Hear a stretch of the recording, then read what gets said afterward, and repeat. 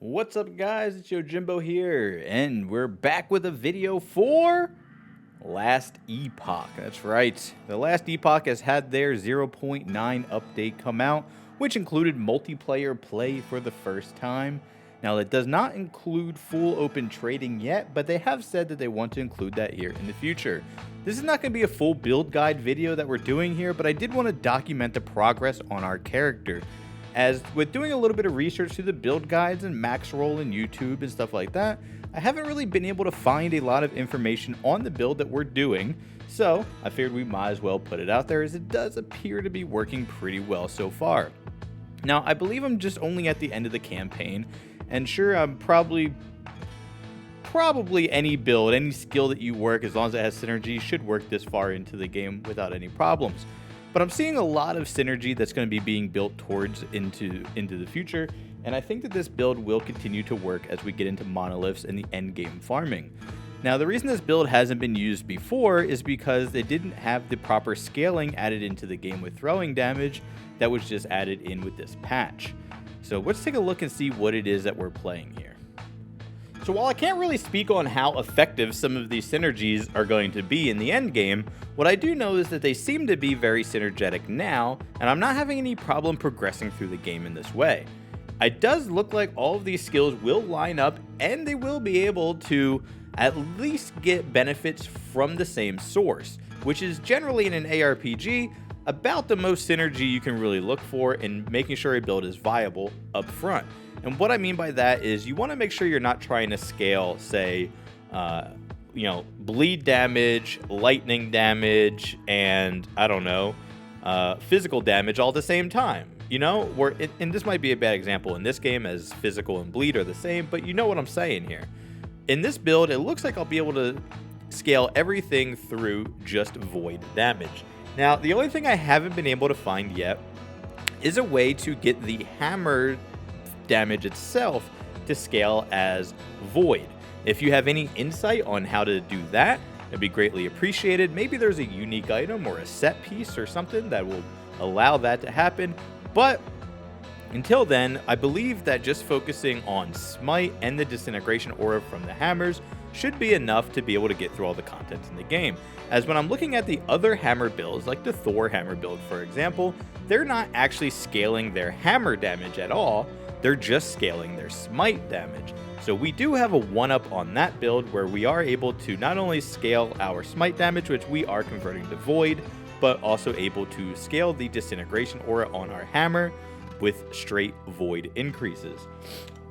So if we take a look here, we can see that we have the hammer throw ability here, and what we're doing is in this build we are going off to this right hand section with weighted hammers, disintegration aura, and rapid disintegration.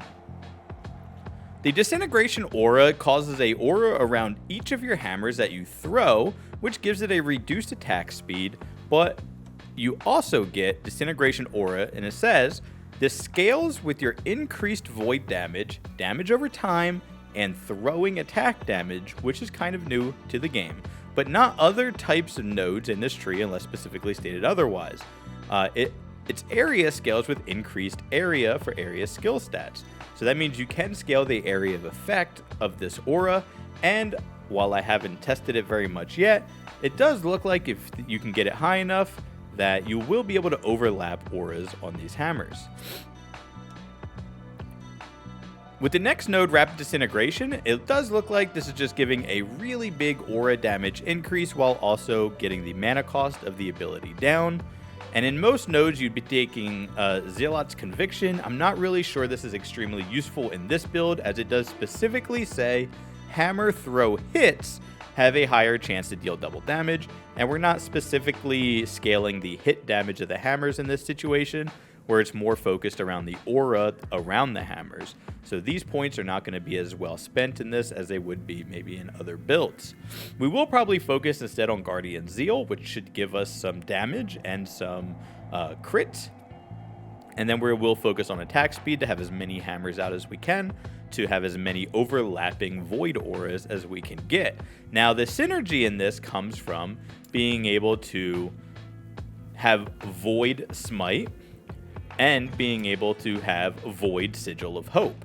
So the Void Smite is coming from, even though we're a Paladin, if you take a look in the Void Knight tree, one of the very first nodes you can get, and you really only need 1 point into this, where we put 6 for the extra flat Void damage, you have your Smite converted to Void damage.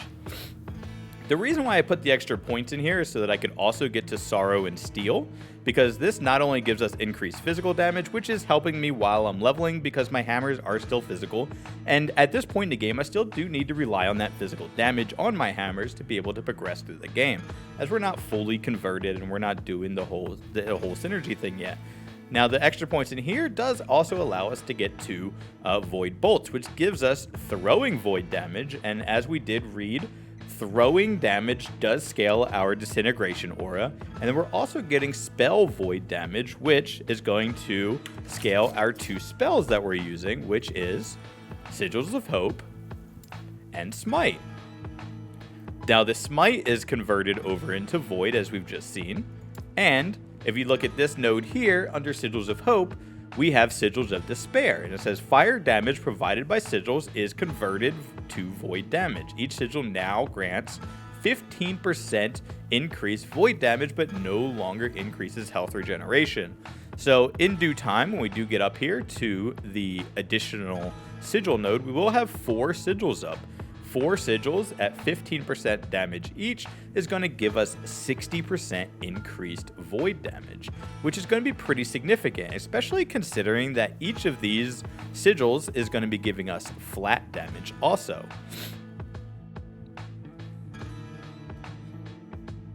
So now we have the outline of the build ready for us. The outline of the build is going to be that we spam hammers.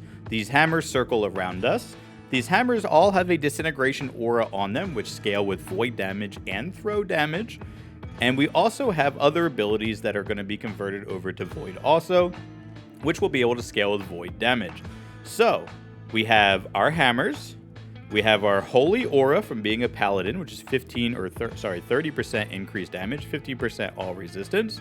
We have our Smite, which is a spell that will scale with void damage. We have our Sigils, which is going to add flat void and percent void damage to our abilities. And then we also have our Javelin, which has been converted to a battle standard, which means it sticks in the ground when we throw it, creates a circle for us to stand in, and in this circle it will cast our Smite for free for a duration and also provide us really good recovery. This all lines up to be what looks like is going to be a pretty good build, at least good enough to get us through the story. And there's one more missing piece, which is a requirement to play pretty much all of the Smite Hammer builds, and that is going to be this idol here. I don't have any of them yet, so I did have to find a picture of one and bring it up like this. You can see here it says that we have 9% chance to cast Smite when you hit with throwing attacks. And then this also has physical damage over time, which is a useless modifier on this particular idol, but you will need to have 3 to 4 of these for the automatic Smite version of the build to work. The good thing about this is you can play the game normally with normal hammers and farm those, and then once you get the 3 to 4 idols, you can transition over into the other build. So what we need to look for while we're leveling is going to be things on our gear that are going to scale our throwing damage specifically.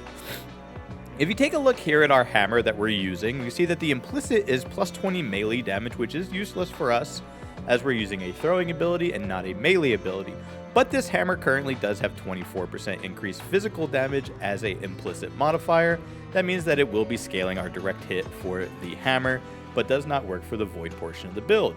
We also have modifiers on here, 50% increased physical damage, that does help with our direct hammer damage, and also 43% increased void damage, which is going to be scaling the aura and flat void that we have added onto the hammers. The chance to ignite and chance to blind are just little extras there that came with the hammer. You can see here we have 46% increased hammer throw damage along with double resistances and some vitality. Worth remembering that every point of vitality does give you 10 health plus a little bit of regen. If we take a look at our helmet here, it's nothing special. Strength, vitality, health regeneration, and resistance. And then on our amulet, we have plus 7 flat throwing damage. Remember that that is not only going to scale the damage of our hammer itself, but the throw damage does also scale the aura for the disintegration aura. We have a chance to shred on hit here, which is nice, and then applying frailty on hit too is just some nice quality of life.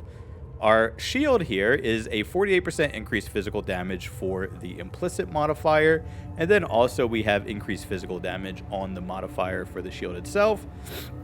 This is helping us sustain damage on our direct hammer hits, 7 throwing damage with hybrid health on our belt, and a big chunk of physical resistance. And then on our rings, these are the really important modifiers here. We have plus throwing attack physical damage and -3 throwing attack mana cost. The mana cost thing is very important. If you find rings that have these modifiers on them, but the rest of the ring is not very good, make sure you don't sell them. You probably do want to shatter them through the forge to try to get more of those runes, or sorry, those shards available to craft in the future, as they will be necessary. We just have some really bad pair of gloves. I mean, these are requires level 15. We're currently level 50, I believe. You can see I haven't upgraded these in a while. Probably need to focus on doing so. Our boots also aren't amazing. They do have +7 vitality, which is 70 life. A little bit of regen, armor, cold res, and movement speed for the implicits there. And then our little banner here, our relic, is nothing really to write home about either. Crit chance and crit multi, along with double resistance. Easily could upgrade that. In the meantime, just to scale our damage, we are using a couple of these idols in here, which add 3 lightning damage to hammer throw, 3 lightning damage to hammer throw, and I'm pretty sure everything else in here is just defensive stuff to keep us alive through the campaign. Now this one here does shred armor on hit with throwing attacks at a 64% chance. When you combine that with our amulet, we are, was it our amulet? Yeah, our amulet. We are over 100% chance to shred armor on hit. So, I don't know if they, since they're technically different modifiers, this was on hit with throwing attacks, and this one just says on hit. I'm not sure how they scale additively, multiple, you know, I'm assuming that we're going to be shredding almost every hit, and with spamming out 3+ hammers with every click, I am hoping that, you know, we will be shredding pretty often. So we'll travel over here just to show you an idea of how this build works. Just to give you an idea of what it looks like. If you've seen any of the other hammer builds, it's going to look very similar to those. The only difference is ours is going to have this cool purple aura around the hammers, which is just going to deal a little bit of extra damage. See? Purple hammers, little aura around them there. You see, we're not in an area that's under-leveled for us. We're still leveling through the campaign. This is literally just one waypoint back from the quest that we were just doing. And you see the mobs there died pretty quickly. And that's pretty much how the entire campaign has been going for us. I never felt like I've needed more damage yet. So that tells me that the skills do have good synergy and they are working well together. Now, is this going to work when we get into monoliths? I'm not sure. What I will do is I will keep updating.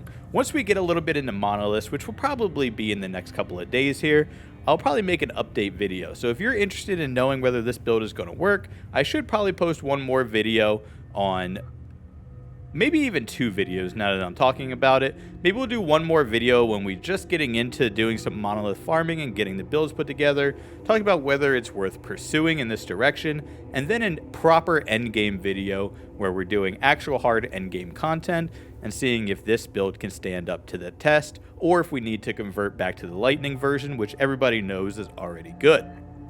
Anyways, guys, I just wanted to give my little update there because I can't find any information on this build anywhere.